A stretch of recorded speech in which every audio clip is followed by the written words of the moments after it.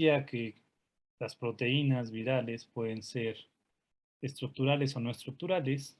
Las estructurales son internas o de superficie, ya voy de este lado porque ya hablamos de eso. Las que están, o de, no puedo hablar de importancia porque todas son importantes, pero bueno, unas que son fundamentales para los virus son aquellas que recubren su genoma, las que van a formar la cápside. Otras importantes son las que se integran dentro de la membrana en los virus envueltos. Estas proteínas no forman parte de nuestras membranas. Recuerden que la membrana viral la obtienen de la célula hospedera de la que salen. Entonces hay muchas proteínas virales que van y se van a ensamblar o se van a insertar en la membrana y eso le va a dar estabilidad, por supuesto, van a servir para alguna función del virus en particular. Y hay otras que van a estar expuestas totalmente al exterior, que estas pueden ser esos blancos antigénicos o esos epítopes que va a reconocer el sistema inmune y para los cuales va a tratar de generar algún tipo de IgM o de IgG, ¿no? Que eso ya les digo, lo tienen que ver en otro módulo. ¿De acuerdo? Entonces, las estructurales, pues sí, son importantes. Las otras las otras proteínas que tienen los virus no son estructurales, no necesariamente van a formar parte del virión final, de la partícula final. Generalmente no forman parte, ¿no? Es como lo aceptado. Algunos virus, como vimos en el HIV, por ejemplo, llevan en su genoma llevan asociada una proteína que le va a servir para su ciclo biológico. En el caso del HIV, pues es el ART, ¿no? La retrotranscriptasa. Y así, algunos llevan sus RNA polimerasas para sintetizar genoma y eso, ¿no? Y las proteínas que no van a ser parte de, o que no van a formar parte del virión final y que están codificadas en su genoma, normalmente o la gente ha visto que esas están implicadas en el proceso de la replicación o la generación de nuevo genoma principalmente. Tienen algunas otras actividades, pero todas están enfocadas en la replicación o en la transcripción o en la traducción de sus proteínas y la síntesis de su nuevo genoma. Para eso sirven las proteínas no estructurales. Una vez que las proteínas de la cápside y que el genoma están disponibles para ensamblarse, estas se van a ensamblar, se van a dirigir a la membrana y van a salir. Y las proteínas estructurales se van a quedar en el citoplasma de la célula hospedera, no las van a llevar. La información necesaria para esas proteínas ya está incluida en el genoma. Entonces, al llegar a otra célula hospedera, pues bueno, van a utilizar la maquinaria de esa célula para sintetizar cada una de esas proteínas. Y bueno, en general no se acepta que formen parte del virus. Y esta estructura predicha, así se ve una RNA polimerasa dependiente de RNA de un virus. Así es como se ve en la realidad o lo más cercano a la realidad. Este tipo de proteínas son proteínas no estructurales, algo así como esto. Y las proteínas estructurales son interesantes o no son importantes porque van a ser los componentes principales de la cápside viral. La cápside viral es una estructura compleja que involucra la interacción de proteínas, ¿no? De un montón de proteínas. Esas proteínas pueden ser del mismo tipo o pueden ser proteínas de diferente tipo, ¿no? De diferente familia, de diferente estructura. En este ejemplo, que es para el HIV, pues hay o las subunidades o las proteínas que se necesitan para formar la cápside son iguales y están presentes o se las estoy señalando en esta parte de la diapositiva. Se trata de 6 subunidades. Cada pedacito de aquí es una proteína. Aquí hay una, aquí hay otra, 3, 4, 5 y 6. ¿Sí las alcanzan a ver? ¿Sí las distinguen? Sí. Sí. Cada una de estas partecitas pequeñitas que vemos acá, la gente les puso el nombre de protómeros, ¿no? Entonces, si alguien un día les pregunta qué es un protómero, pues ustedes van a contestar que son las proteínas que forman los capsómeros. Es la unidad más pequeña, es la más básica, es como el origen, es como el tabique que va a formar la barda viral, ¿sí? Entonces, un protómero es cada una de estas subunidades. Cuando estas subunidades interaccionan y se unen y forman una estructura tridimensional que va a ser ensamblada o llevada hacia el virus, entonces se llama capsómero. Capsómero va a ser, si alguien les pregunta qué es un capsómero, va a ser la subunidad estructural de la cápside. Aquí, estas 6 moléculas individuales que vimos acá, ya están ensambladas en esta estructura tridimensional. Se ven más bonitas, se ven mejor. Entonces ya están acá, listas para llegar, unirse al material genético y formar parte de todo este complejo enorme de proteínas que se llama cápside. ¿Qué es la cápside? Es la cubierta proteica que recubre el genoma viral. Adentro de esta especie de, pues de lo que le vean cara de nuez, de pera, de lo que sea, ¿no? De lo que se parezca a esto. Si ustedes hacen un corte aquí y lo abren, adentro va a estar el genoma del virus. En el caso del HIV, recuerden, es RNA de cadena sencilla. Entonces, adentro de esto está el virus. Entonces, las proteínas de este tipo van a formar la cápside y lo van a proteger. La gente ha llamado al complejo cápside más genoma, lo ha llamado nucleocápside. Entonces, si alguien les pregunta qué es la nucleocápside, no van a contestar que es la cubierta proteica que recubre el genoma. ¿De acuerdo? La nucleocápside es el material genético más la cápside viral. ¿Quedó claro esta parte, esta diapositiva?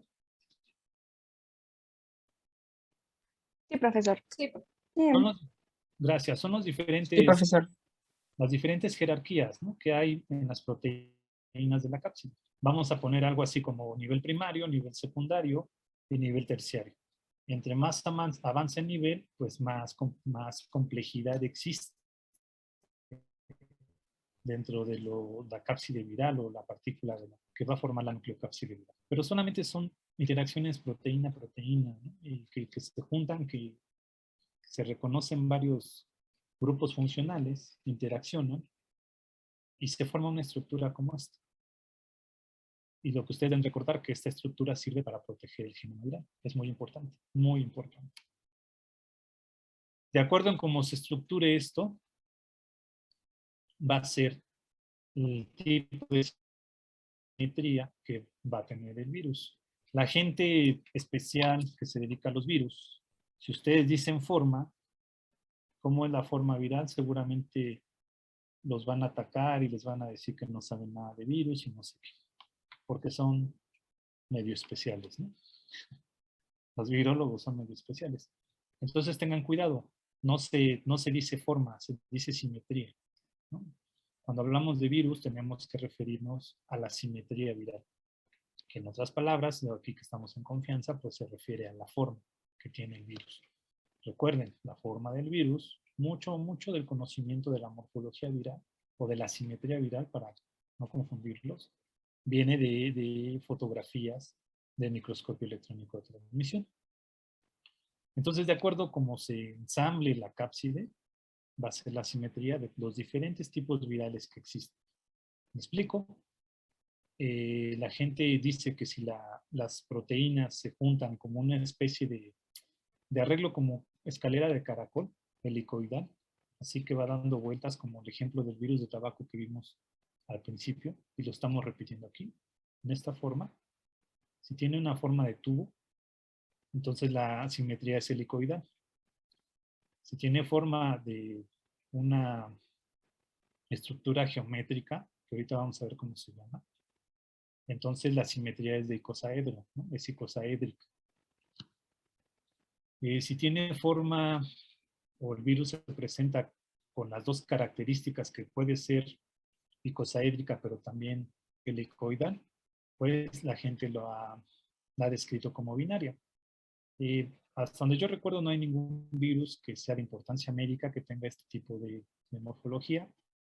Esto es para los bacteriófagos. Los bacteriófagos son los virus que infectan a las bacterias, recuerden, donde hay una morfología claramente icosaédrica en la cabeza, donde está incluido el DNA, el material genético, estas tripitas azules que ustedes ven en el material genético, pero también tiene una parte helicoidal, que es la que la gente la llama mejor. Con estas estructuras, que son nada más complejos proteicos, con los que va a llegar a la membrana bacteriana y va a interaccionar. Pero bueno, esta es una estructura binaria. Difiere de estas dos. Y algo interesante que sucede en los virus envueltos, esto que está hasta afuera, de color dorado o verde, no sé de qué color lo ven ustedes, pero esto es la envoltura, ¿no? La membrana de lípidos. Pero en el interior de estos virus puede haber simetría icosaédrica o puede haber simetría helicoidal. En este caso, de este ejemplo que estamos poniendo acá, que viene en esta imagen que les estoy mostrando, es helicoidal y se trata del virus de la influenza. Y falta la compleja, que eso no muestra ningún tipo de estas simetrías y básicamente la gente ha agrupado ahí a los virus de la viruela, ¿no? Ahorita vamos a ver un ejemplo. ¿Cómo se forma, cómo llega a la simetría helicoidal? Pues sin entrar tanto en detalles, tenemos una subunidad. ¿Cómo se llamaría esta subunidad? Con base en lo que vimos hace 2 diapositivas. Capsómero. Capsómero es todo esto. Ah, no, esta es la cápside, no. Antes de capsómero. Proteómero. Un protómero, ¿no? Tenemos eso, es una subunidad, es un pedacito de la proteína. De todas las bolitas que ustedes ven acá, pues es un pedacito nada más. Esta se va a juntar con otra, y se va a formar esta parte, que yo creo que sí la podríamos definir como capsómero.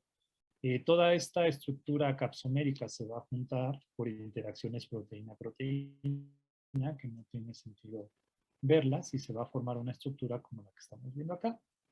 Y eso es la cápside. Adentro como acá, pues está el genoma.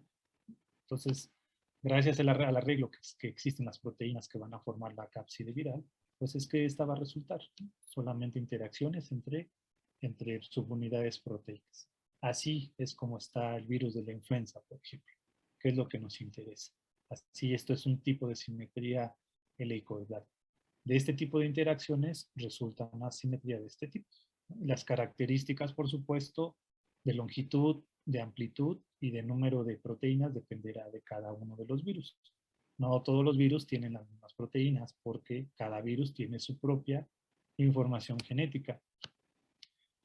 Esto está complicado, nada más síganme, no se pierdan, no se distraigan en lo complicado de esta imagen, nada más que se los puse para que vean más o menos lo que se acerca a la realidad. No vamos a ver nada más triangulitos y eso como en otras partes de otros textos. Son interacciones químicas complejas que no vamos a entrar en detalle en revisarlas. La simetría icosaédrica tiene un aspecto de poliedro. Si no saben qué es un poliedro, es una forma geométrica que tiene 20 caras triangulares y 12 vértices, ¿no? Eso ya, busquen ejemplos en la literatura, en el internet, de cómo se ve este poliedro. Lo interesante de todo esto es que esos triángulos, esas caras triangulares, tienen forma de triángulos equiláteros. ¿Cuál es la diferencia entre un equilátero, o cuál es, mejor dicho, cuál es la característica de un triángulo equilátero? Sus 3 lados iguales. Excelente. Entonces son triángulos equiláteros porque tienen 3 lados iguales. Los virus diferentes tipos de virus pueden tener este tipo de simetría. Un ejemplo es el del papiloma. El papiloma está desnudo y otros que están envueltos. Un ejemplo es el herpes. Esto de las caras triangulares, usen su imaginación y traten de seguirme a ver si las alcanzan a ver.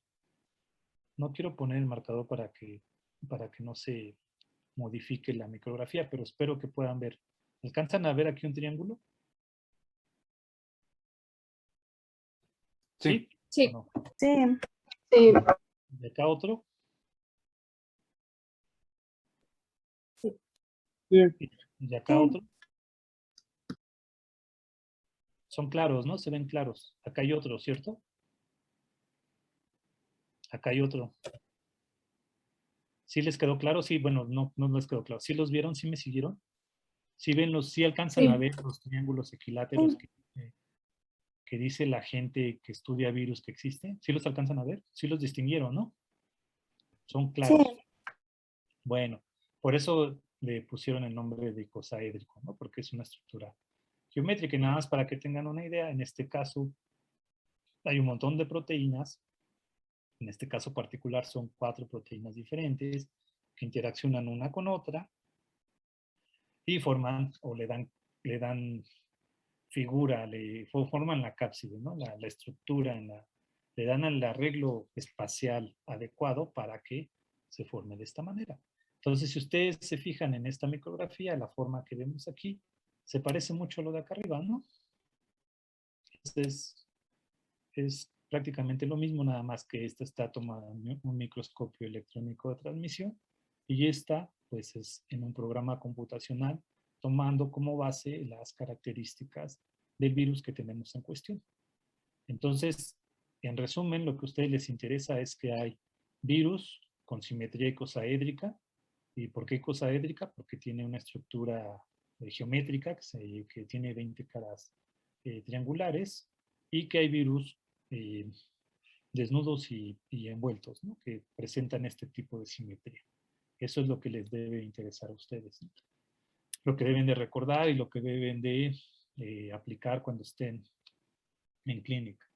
Virus complejos que no presentan ningún tipo de simetría, ni helicoidal, ni icosaédrica, ni tampoco binaria, pero que son de importancia médica y como platicamos y como nos dijo Oscar, pues que han causado estragos a lo largo de la historia en la humanidad, pues son las de la viruela, ¿no? Este tipo de virus pertenece a los poxvirus y la gente, bueno, parece evidente, la gente que estudió esto y los analizó bajo el microscopio electrónico, pues vio las características de este tipo viral, los describieron en forma de ladrillo con bordes hacia la superficie externa. Es un ladrillo medio raro porque no es del todo como un rectangular, pero pues parecería un ladrillo. Y en la parte interna, en esta parte que les estoy señalando, ahí está el genoma de este tipo de virus. Entonces esto es algo complejo, ¿no? Es un tipo de simetría compleja. No encaja en ninguna de las otras dos. Entonces la gente los separó acá, ¿no? Ya les encontró un lugar por comodidad, los agrupó en un grupo especial, un grupo nuevo, y se acabó el problema. Entonces, si alguien les pregunta cuántos tipos de simetría existen, ¿ustedes qué van a contestar?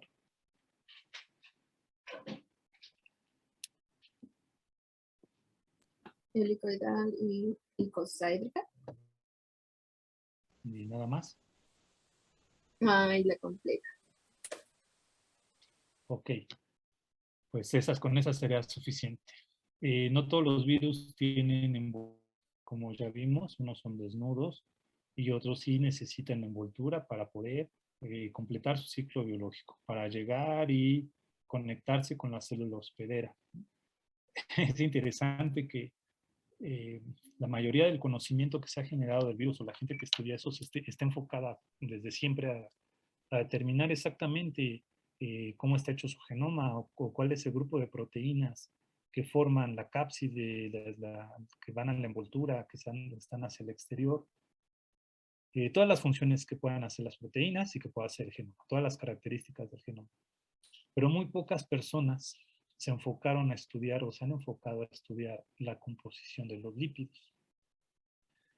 Y los lípidos parece que son importantes para los virus igual que para nosotros, porque son los componentes de la membrana. Dependiendo de las características de la membrana, son los procesos que vamos a realizar nosotros, ¿no? Nuestras células. Hay transporte a través de las membranas, hay proteínas que están pegadas a la membrana, hay moléculas como el colesterol que le dan fluidez, y eso permite el intercambio de iones, el paso de moléculas, el paso de proteínas, el paso de cosas.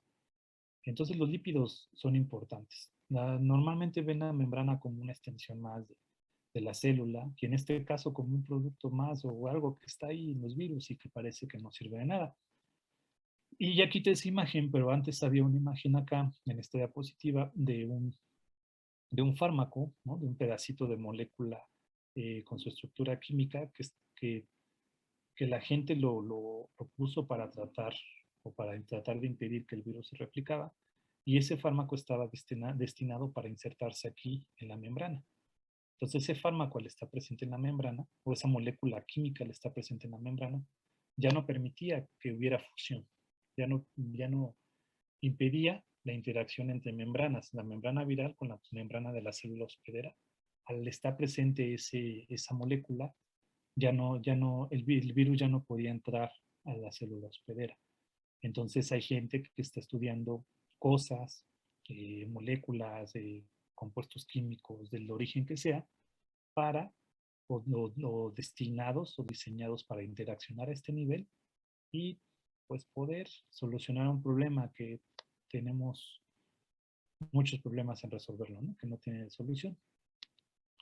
Entonces me encontré este artículo que está interesante, no lo voy a platicar todo completo, pero me encontré esto y en ese se enfocó la gente a determinar qué tipo de lípidos son los que están presentes en algunos virus. Y esa parte me pareció muy interesante y muy chévere, ¿no? Entonces, una de las conclusiones que llegaban en ese paper fue de que la composición de lípidos que hay en los virus es un poco diferente a la que hay en nuestros sistemas membranosos por los que atraviesan los virus y pueden acarrear pedacitos de la membrana. Entonces parece que esta composición que vemos acá no es necesariamente igual o nada parecida a lo que puede haber en el retículo endoplásmico, en lo que puede haber en Golgi o lo que puede haber en la membrana plasmática. Entonces hay una especie de recambio en las partículas virales que me parece interesante, muy interesante.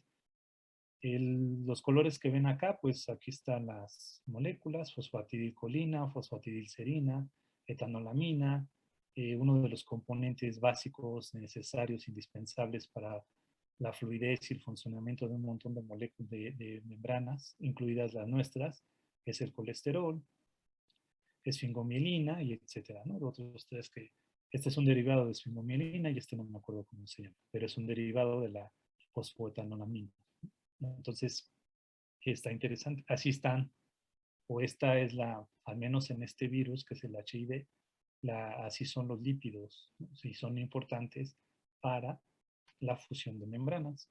Y también son importantes porque dentro de los virus, dentro de la envoltura tienen los virus, están incrustadas las células que van a servir para interaccionar con el hospedero, ¿no? Con los receptores que están en la superficie de los hospederos.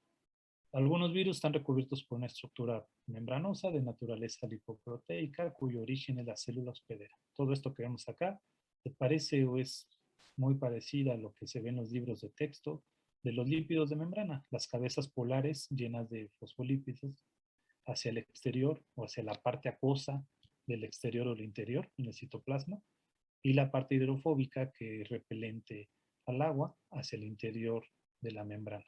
Esta es una típica doble membrana como hay en otros lados, ¿no? Y lo interesante es que aquí se pueden insertar, como les digo, las proteínas, que la gente las puede conocer como pleprómeros o espículas. Spike es una de este tipo, ¿no? La Spike para la que que sirvió de inspiración para el desarrollo de todas las vacunas que hay en el mercado, pues todas se pusieron a favor de Spike, ¿no? O utilizaron Spike como la molécula antigénica para desencadenar la respuesta inmune. Entonces, esto es importante, por eso es importante en la membrana. ¿Para qué sirve la membrana? Le da adherencia al virus, ¿no? Hay interacción membrana viral con membrana del hospedero, pues se parecen un montón. Los grupos químicos son muy parecidos, de ahí provienen. Entonces es fácil que interacción. Sirve para la fusión de membranas, indispensable paso para que los virus puedan entrar a la célula hospedera y completar su ciclo biológico. Y también sirven de protección. Los virus envueltos son sensibles a solventes orgánicos, por eso les dicen que usen etanol y se laven las manos con jabón. Lo similar disuelve lo similar. Entonces, si usan jabón, el jabón es una mezcla de fosfolípidos, pues les va a ayudar a disolver esto. Virus envueltos, cuando les destruyen su membrana, dejan de ser infectivos y chao, ¿no? Se acabó el problema. ¿Dudas? Eso está sencillo, ¿no? Hay otra parte de los virus que no está en estas diapositivas, pero que a lo mejor alguien se los pregunta, que se llama tegumento, y a pesar de que ya les dije más o menos para qué sirve, cómo está compuesto, pues nada más se los recuerdo para pasar al ciclo biológico. El tegumento puede ser parte de algunos virus, de algunas partículas virales, Y simplemente es el contacto o el puente entre la nucleocápside y la envoltura. Este espacio que queda aquí,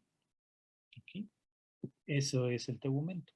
Y su naturaleza es proteica, ¿no? Son filamentos de proteínas que pueden interaccionar con proteínas de la nucleocápside y con elementos presentes en la envoltura del virus. Entonces, el tegumento, no todos los virus lo tienen, algunos lo poseen. Ya veremos un caso particular de cada uno de los compañeros que hable de su virus y ya nos dirá si tiene o no tegumento. Tenemos que tocar el ciclo biológico, ya que está el virus, cómo se generan nuevos virus, cómo llegan a entrar a una célula. Recuerden que son parásitos obligados que tienen que ingresar, colonizar y utilizar la maquinaria de una célula hospedera. Y por comodidad, la gente ha descrito o ha puesto pasos o etapas en el ciclo biológico de los virus. En general, todo esto ocurre en todos los tipos virales. Hay algunas características particulares de cada uno de estos. Por ejemplo, la forma en que entran o la forma en que salen. Si van a llegar al núcleo o no van a llegar al núcleo. Si todo el proceso se lleva en el citoplasma. Si hay actividad de RT, de retrotranscripción o no. Si se van a insertar en el genoma o no. Entonces, todo eso depende de cada virus. Pero en general, la gente ha aceptado que el ciclo de los virus puede empezar por la adherencia, un proceso de adhesión. A través de las proteínas de las más expuestas del virus, va a haber una interacción con las proteínas del hospedero. Y si se forma, hacen clic, ¿no? Hacen como un match, como que se reconoce, entonces el virus se va a adherir a la superficie de la célula hospedera. El siguiente paso, pues, es la penetración, parece lógico, ¿no? Se abren huecos en la célula que permite el ingreso, bueno, diferentes mecanismos, no solamente huecos. Hay diferentes mecanismos por los que se permite el ingreso de la partícula viral al interior del citoplasma. Esta puede ser por fusión de membrana, paso directo por endocitosis. Ahorita vamos a ver ejemplos de eso.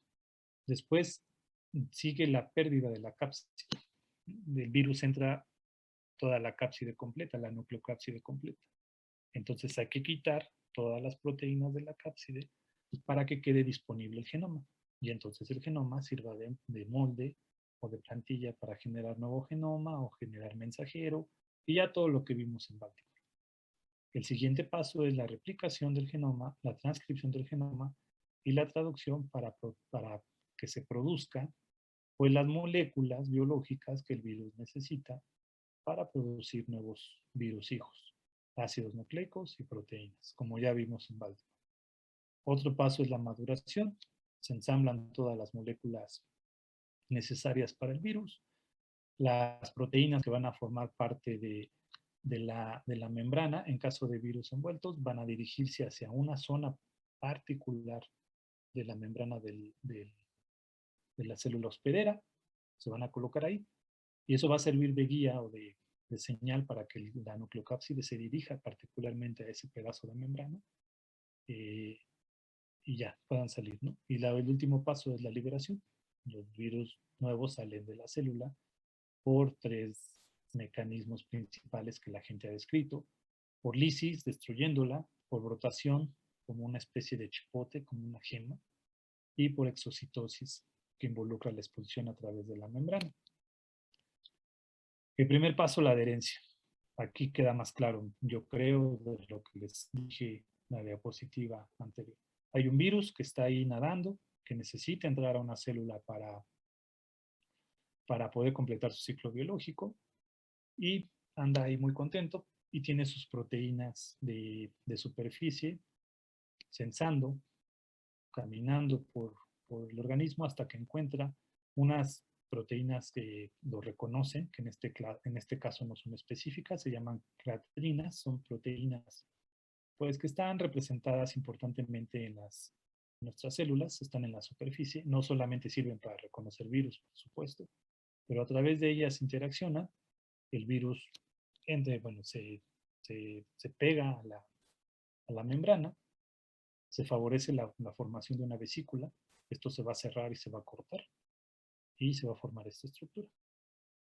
Este endosoma o este tipo de vesícula, ya que está en el interior del citoplasma de la célula hospedera, va a experimentar un cambio de pH que va a favorecer que esto se abra y que se libere la partícula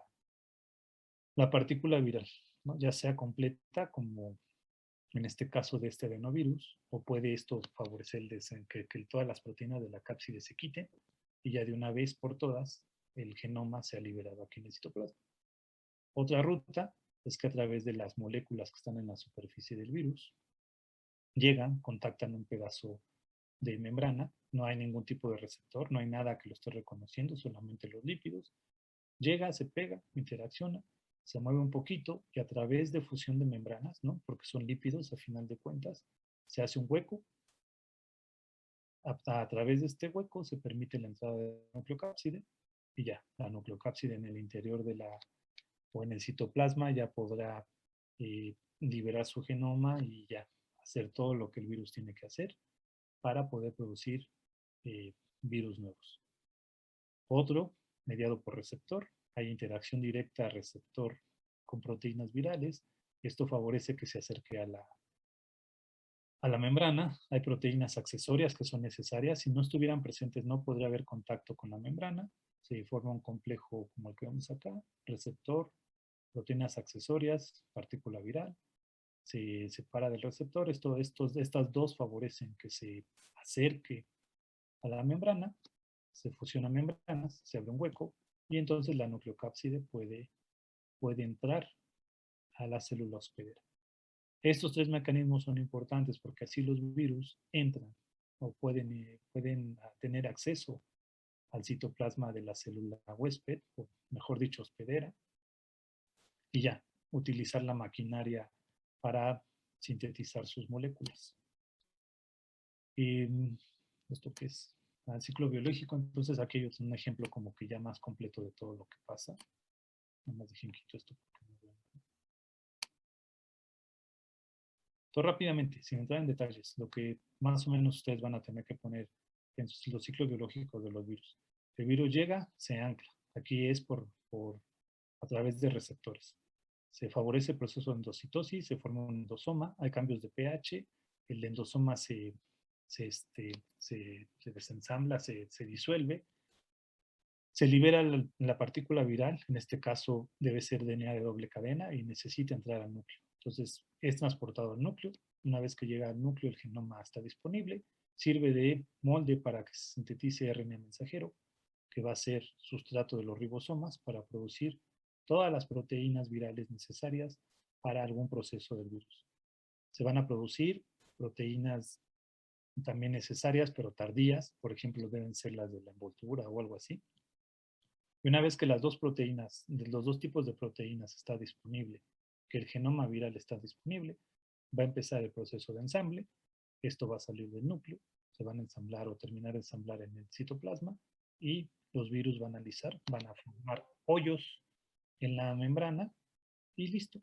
Van a salir y van a estar listos para infectar nuevas células. Otro ejemplo, un virus llega y es reconocido por proteínas de tipo creatinina, se forma nuevamente una vesícula, un endosoma, va a haber cambios de pH, esto va a producir que se abra, se libere la partícula viral, pierda la nucleocápside o la cápside, se quita las proteínas, queda el genoma expuesto. El genoma expuesto va a ser molde para que se sintetice nuevo genoma, proteínas de la cápside, proteínas de la envoltura que se van a dirigir a una región particular de toda la célula. Y eso ya está demostrado. Fíjense, o sea, aquí esta zona de acá está enriquecida con proteínas de estas verdecitas, de estos puntos verdes. Ya está enriquecida, eso ya está perfectamente demostrado. Entonces hay proteínas, hay genomas, se ensamblan, se dirigen aquí, se rodean y son liberadas la nueva progenie y esta progenie va a infectar nuevas células. Aquí la parte es la parte de la salida, solamente es un ejemplo de cómo se ve en el microscopio electrónico y gracias a esto se pueden hacer caricaturas como esta, simulaciones como esta. El virus va a gemar. Esto es el citoplasma de la célula hospedera. El virus va a gemar. Avanza la gemación, va empujando hacia afuera. Esto eventualmente, este pedazo de membrana se va a romper y se va a liberar un provirus, ¿no? Una partícula que todavía no está madura. Fuera ya del organismo, o de la célula, del organismo, no, de la célula hospedera, pues va a madurar la forma completa, la forma infecciosa, la forma que va a reconocer otro hospedero y pum, van a volver a empezar otro nuevo ciclo biológico. Y aquí la caricatura más o menos de los eventos. Una vez que ya está producida la cápside, se va a dirigir a esta zona de la membrana. Va a pasar lo que está aquí, va a empujar hacia afuera, se va a formar como la gema, como, no sé si han visto cómo geman las levaduras, pero bueno, como le sale como un chipote, por decirlo de alguna manera. Se va a formar esta estructura, va a estar ya en el exterior y va a madurar, y esta es la que va a reconocer otros receptores en otras células y el ciclo biológico va a volver a empezar.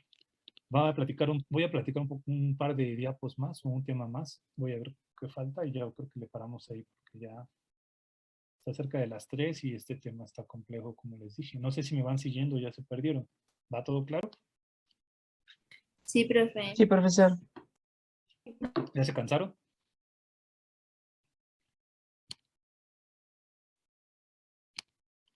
¿Cómo se transmiten los virus? Ustedes ya lo saben, ¿no? O sea, ya lo vimos en la primera clase. Vamos a recordarlo. Hay un montón de vías que ustedes deben de conocer. Bueno, todo el mundo tenemos que conocer, pero ustedes como médicos tienen que saberlas a la perfección. Pues por contacto directo, por fomites, tos de saliva, transmisión vertical, transmisión sexual, por trasplante de órganos. Es increíble que pues, en el 21 todavía estemos con problemas de que órganos y sangre no sean seguros, ¿no? Y se pueda generar nuevos casos de algún tipo de enfermedad viral por este tipo de por un mal control de calidad de los productos que van a ser insertados en una persona a través de la picadura de insectos o de la mordedura, no solamente la picadura. Hay chinches que muerden y no pican, sino muerden. Y a través de la vía parental. Y bueno, pues aquí están nada más los dibujos, ¿no? De lo que estoy hablando, creo que está fácil de seguir.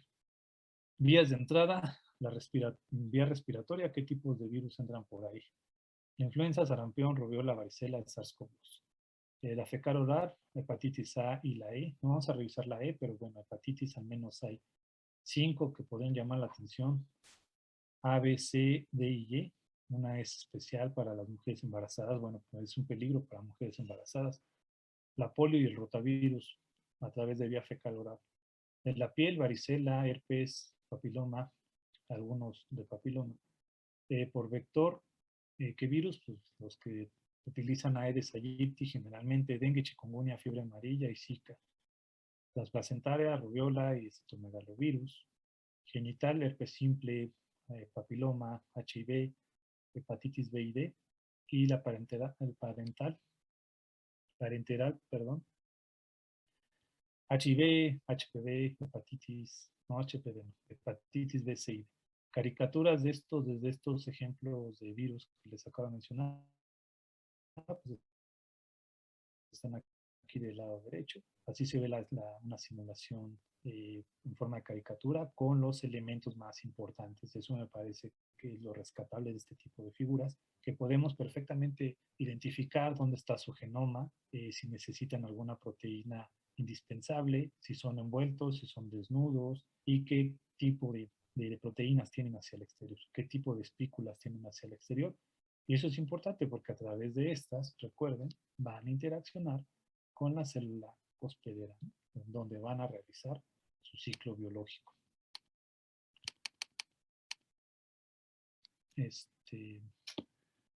No sé, ¿cómo se sienten? ¿Ya lo dejamos acá? Ya nos falta mucho, mejor para que ya vayan a descansar. ¿Estás de acuerdo, doctor? No tengo problema. Igual que tú, doctor, solo tengo los problemas de conexión, pero pues como eres confitrión, si me desconecto, tú continúas. Pero aquí seguiré, yo creo que es lo mejor que continuemos. ¿Qué opinan, chicos? muchachos.